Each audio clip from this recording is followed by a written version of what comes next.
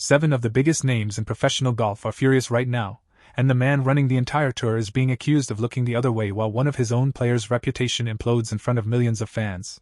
Before you scroll past this, I need you to understand something.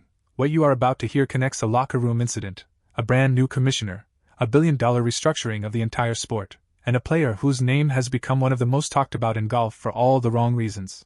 Stay with me until the end, because the final piece of this story is the part almost nobody is talking about yet, and it changes everything you think you know about where professional golf is headed. If you are new here, hit that subscribe button right now, because this channel exists for one reason: to tell you the real story behind the headlines before anyone else does. I put hours into digging through every source, every statement, every reaction so you don't have to. If that means something to you, subscribing costs nothing, but it means everything to a small channel trying to grow. Now let's get into it. Golf has always liked to present itself as the gentleman's game. Quiet applause, polite handshakes, a sport built on tradition and respect. But behind that calm exterior, the PGA Tour right now is going through one of the most turbulent stretches in its modern history, and it all starts with change at the very top. For years, Jay Monahan sat in the commissioner's chair, steering the tour through its biggest crisis ever, the arrival of a rival league backed by billions of dollars from Saudi Arabia's public investment fund. That war divided the sport, split friendships, and put the PGA Tour's entire business model under a microscope. Now that era is over. Brian Rolapp has taken over as the new PGA Tour commissioner, stepping into a job that was already a pressure cooker before he even sat down. ESPN. And Rolapp didn't ease into the role quietly. He announced sweeping changes that will alter the tour's entire competitive model starting in 2028. Picture this: golf, the sport that has run essentially the same way for decades, is about to look like European soccer. Players competing on separate circuits, with brutal relegation and promotion, exactly like the Premier League. Win and you rise. Slip, and you get pushed down to fight your way back up. For a sport built on individual careers and lifetime tour cards, this is nothing short of an earthquake. The stated goal is to bring the tour back to a true system of meritocracy, where results on the course matter more than popularity or star power. Under this new structure, sponsor exemptions are gone. Alternate lists are gone. Monday qualifying spots are gone. If you want to play with the big names, you now have to earn it, every single time. Now on paper, that sounds fair. It sounds like exactly what golf fans have been asking for. But here's where it gets messy. Because while Rolapp was busy redesigning the future of the entire tour, something else was quietly boiling in the background. Something involving one of the tour's most talked about players. A man named Wyndham Clark. If you don't follow golf closely, Wyndham Clark might just sound like another tour pro. A major champion. A talented ball striker. But dig a little deeper and you'll find a player whose on-course behavior has become one of the most debated storylines in the sport. His reputation took a hit after an etiquette breach at last year's US Open, and that wasn't even the first time something like this had happened. Fans in the galleries have grown louder about it. Commentators have started asking harder questions. And at this year's US Open, the tension around him reached a boiling point that the golf world could not ignore. The moment quickly became one of the most talked about storylines of the entire tournament, sparking debate over his conduct and how the sport should handle it. Golf. Here's the problem. While all of this was unfolding, the new commissioner was standing in the spotlight, front and center, talking about revolutionizing the sport's structure, bringing in figures like Tiger Woods as advisors, celebrating a bold new future for the tour. And critics started asking an uncomfortable question: if the PGA Tour cares so much about protecting the integrity and reputation of the game, why does an ongoing conduct controversy involving one of its most visible stars seem to be getting brushed aside while the commissioner focuses on business headlines instead?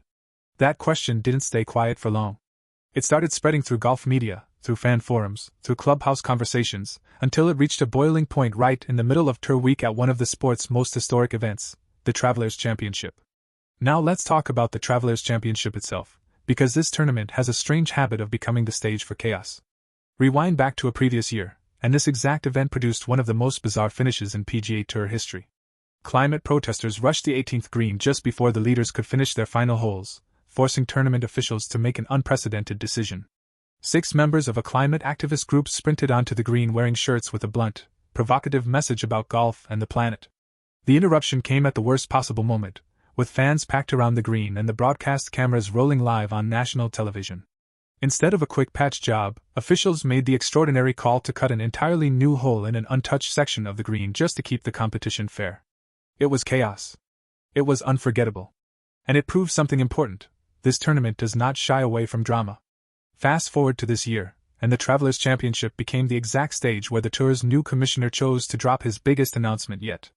Rolapp stood at TPC River Highlands during tournament week and unveiled the full details of the tour's massive restructuring plan, with Tiger Woods himself standing beside him for the announcement. Think about the optics of that moment. The biggest name in the history of the sport, standing shoulder to shoulder with the man reshaping golf's future, delivering a message of progress and meritocracy. And yet, in the crowd, in the media room, and all over social media, players and fans were not just talking about relegation systems and championship series formats. They were talking about the elephant in the room.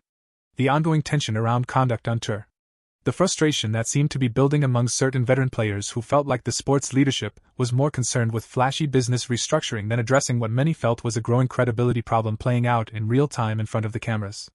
This is where the real fracture starts to show. Multiple players, some of the sport's bigger names, began pushing back publicly on the direction of the new changes. The reaction wasn't universal celebration. Plenty of players and observers had pointed concerns about what this new system would mean for their careers, their livelihoods, and their standing in a sport that suddenly felt far less stable than it did a year ago.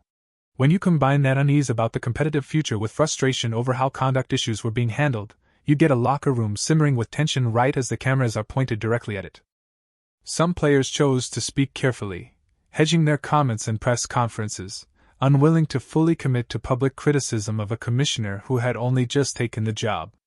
Others were far less diplomatic in private conversations that made their way into golf media circles. The picture that emerged was one of a sport at a genuine crossroads, a new leader trying to modernize an entire century-old business model, while simultaneously facing questions about whether the human side of the game, the conduct, the sportsmanship, the reputation of its stars, was being managed with the same urgency. And here's the part that should really make you think. Golf has survived civil wars before. It survived the entire LIV golf saga, a fight that pulled in billions of dollars, ended friendships, and nearly tore the sport in half. That rival league has since lost the financial backing that made it so dangerous in the first place, and is now searching for new investors just to stay afloat. So the PGA Tour, in a strange way, won that war. It survived its biggest threat. But now it finds itself facing a different kind of danger, not an external rival with billions of dollars, but an internal identity crisis about what kind of sport it wants to be. A sport of cold, hard meritocracy where nothing matters except results. Or a sport that still values conduct, sportsmanship, and the unwritten rules that have defined golf for over a century.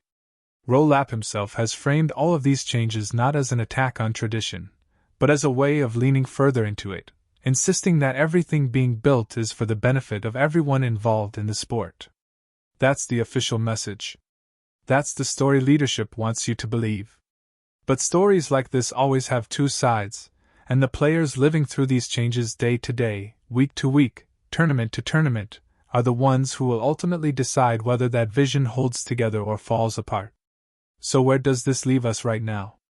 A brand new commissioner walking into the job with sweeping structural changes already announced. A sport still recovering from the scars of its biggest ever civil war with a rival league. A star player at the center of an ongoing conduct controversy that refuses to disappear. And a locker room full of veterans who are watching closely, some supportive, some skeptical, all of them aware that the next 12 months could define the direction of professional golf for the next decade. If you have made it this far, you already know this story is nowhere near finished. The changes set for the future are still years away from being fully implemented. The conversation around conduct on tour is not going away anytime soon. And the pressure on this new commissioner to prove that he can modernize the business side of golf without losing the soul of the sport is only going to intensify. This is exactly the kind of storyline that separates the fans who just watch the highlights from the fans who actually understand what is happening behind the scenes. And if you want to be one of those fans, the ones who see it coming before everyone else, make sure you are subscribed, because this story is going to keep evolving, and I will be right here breaking down every single twist as it happens. Let me know in the comments below, do you think the PGA Tour is finally building the future it needs, or is leadership so focused on business and structure that they are letting real problems slide? I read every single comment, and I want to know what you think. Thanks for watching, and I will see you in the next one.